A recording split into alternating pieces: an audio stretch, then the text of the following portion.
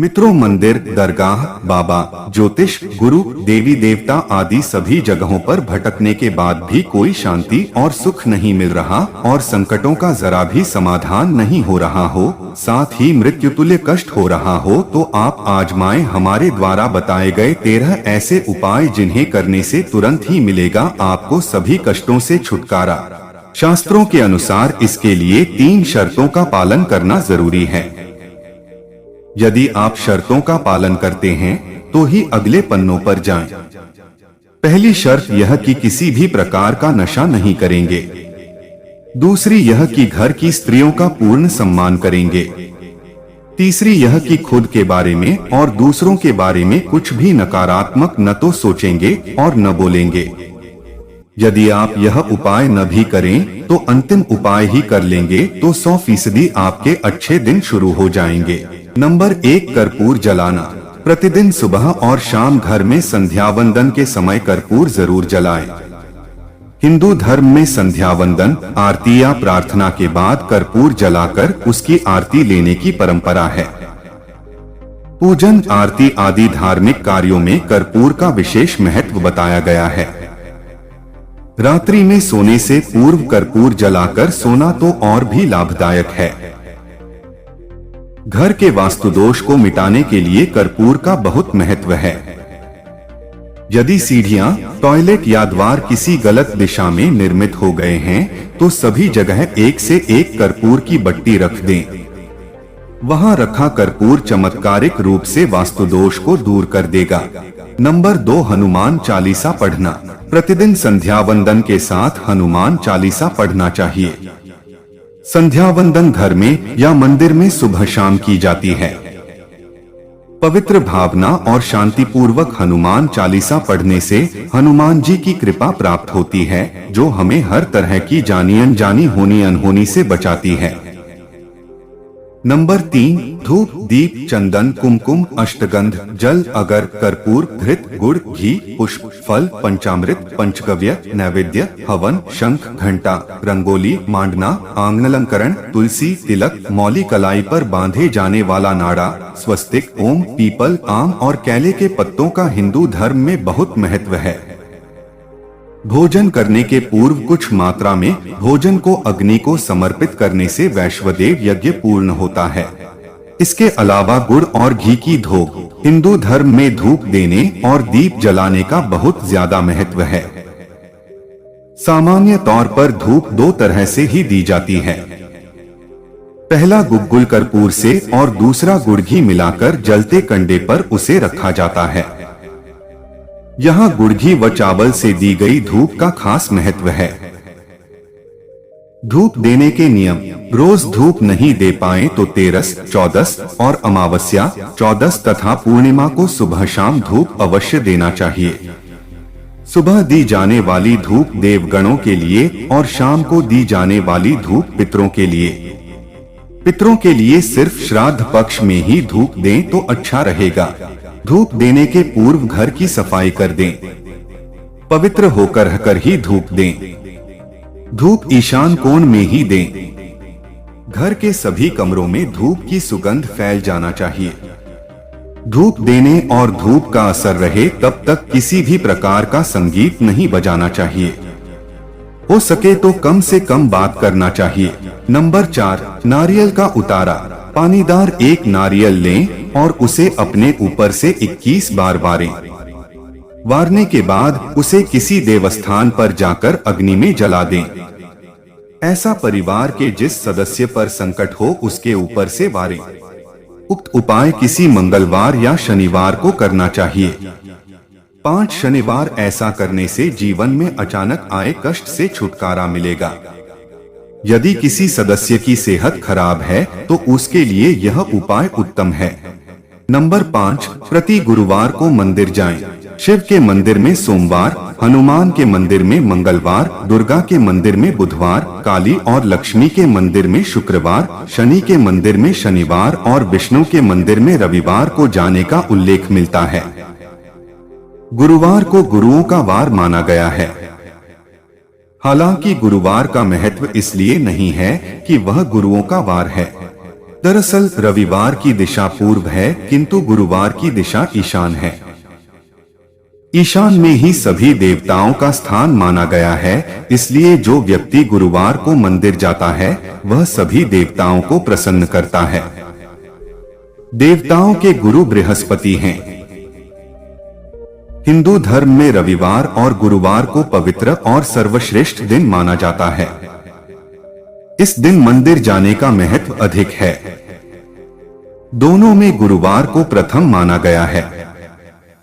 प्रतिदिन मंदिर जाने से सकारात्मक भावना का विकास होगा और यह आपके मन और मस्तिष्क के लिए जरूरी है। यह भावना कई तरह के संकटों से बचा लेती है। नंबर 6, शास्त्रोक्त समय का रखें ध्यान। पूर्णिमा और अमावस्या मान्यता के अनुसार कुछ खास दिनों में कुछ खास कार्य करने से बचना चाहिए। खास कार्य ही नहीं करना चाहिए बल्कि अपने व्यवहार को भी संयमित रखना चाहिए। जानकार लोग तो यह कहते हैं कि प्रतिपदा, 11, 13, 14, पूर्णिमा, अमावस्या, चंद्र ग्रहण, सूर्य ग्रहण उक्त 8 दिन पवित्र बने रहने में ही भलाई है, क्योंकि इन दिनों में देव और असुर सक्रिय रहते हैं। इसके अलावा सूर्योदय के पूर्व और सूर्यास्त के बाद भी सतर्क रहने की जरूरत है। सूर्यास्त के बाद दिन अस्त तक के काल को महाकाल का समय कहा जाता है। सूर्योदय के पहले के काल को देवकाल कहा जाता है। उक्त काल में कभी भी नकारात्मक बोलना या सोचना नहीं चाहिए, अन्यथा वैसा ही घटित होने लगता है। नंबर 7, सच बोलें, वादा निभाएं। प्रचलित मान्यता और जनश्रुति के अनुसार आपको आपके पितर और देवता सुन रहे हैं। आप जो कुछ भी बोलते हैं वह आवाज या ध्वनि विद्यमान रहती है। आपके बोलने का असर होता है। देवता उनके साथ है जो सच बोलते और वादा निभाते हैं। बहुत से लोग अपने स्वार्थ के लिए या निष्प्रयोजन झूठ बोलते रहते हैं। वे हर वक्त झूठी कसम खाते रहते हैं। उनमें भी वे लोग अपराधी हैं जो कसम खाकर, झूठ बोलकर और धोखा देकर अपना माल बेचते या व्यापार करते हैं। बहुत से लोग कई तरह का वादा करके मुकर जाते हैं। यदि आप में इस तरह की आदत है तो इसे सुधारना जरूरी है, अन्यथा आपकी प्रार्थनाओं और कामनाओं का कोई महत्व नहीं। नंबर 8, गाय, कुत्ते, चींटी और पक्षियों को भोजन खिलाएं। वृक्ष, चींटी, पक्षी, गाय, कुत्ता, कौवा, अशक्त मानव आदि प्राणियों के अन्नजल की व्यवस्था करने से इनकी हर तरह से दुआ मिलती है। इसे वेदों के पंचयज्ञ में से एक वैश्वदेव यज्ञ कर्म कहा गया है। यह सबसे बड़ा पुण्य माना गया है। कछुओं और मछलियों को नित्य आटे की गोलियां खिलाएं और चींटियों को भुने हुए आटे में बूरा मिलाकर बनाई पंजीरी खिलाएं। प्रतिदिन कौवे या पक्षियों को दाना डालने से पितृ तृप्त होते हैं। प्रतिदिन चींटियों को दाना डालने से कर्ज और संकट से मुक्ति मिलती है। प्रतिदिन कुत्ते को रोटी खिलाने से आकस्मिक संकट दूर रहते हैं। प्रतिदिन गाय को रोटी खिलाने से आर्थिक संकट दूर होता है। नंबर 9, कालिका माता से क्षमा। अगर किसी मानसिक कलह, तनाव या परेशानी से जूझ रहे हैं तो शुक्रवार के दिन मां कालिका के मंदिर में जाकर उनसे अपने द्वारा किए गए सभी जाने अनजाने पापों की क्षमा मांग लें और फिर कभी कोई बुरा कार्य नहीं करने का वादा कर लें। ध्यान रहे, वादा निभा सकते हो तो ही करें, अन्यथा आप मुसीबत में पड़ सकते हैं। यदि आपने ऐसा 5 शुक्रवार को कर लिया तो तुरंत ही आपके संकट दूर हो जाएंगे। 11 या 21 शुक्रवार कालिका के मंदिर जाएं और क्षमा मांगते हुए अपनी क्षमता अनुसार नारियल, हार, फूल चढ़ाकर प्रसाद बांटें। माता कालिका की पूजा लाल कुमकुम, अक्षत, गुड़हल के लाल फूल और लाल वस्त्र या चुनरी अर्पित करके भी कर सकते हैं। भोग में हलवे या दूध से बनी मिठाइयों को भी चढ़ा सकते हैं। अगर पूरी श्रद्धा से मां की उपासना की जाए तो आपकी सारी मनोकामनाएं पूर्ण हो सकती हैं। अगर मां प्रसन्न हो जाती हैं तो मां के आशीर्वाद से आपका जीवन बहुत ही सुखद हो जाता है। नंबर 10 जल अर्पण। एक तांबे के लोटे में जल लें और उसमें थोड़ा सा लाल चंदन मिला दें। उस पात्र को अपने सिरहाने रखकर रात को सो जाएं। प्रातः उठकर सबसे पहले उस जल को तुलसी के पौधे में चढ़ा दें। ऐसा कुछ दिनों तक करें। धीरे धीरे आपकी परेशानी दूर होती जाएगी। नंबर 11 हनुमान जी को चढ़ाएं चोला।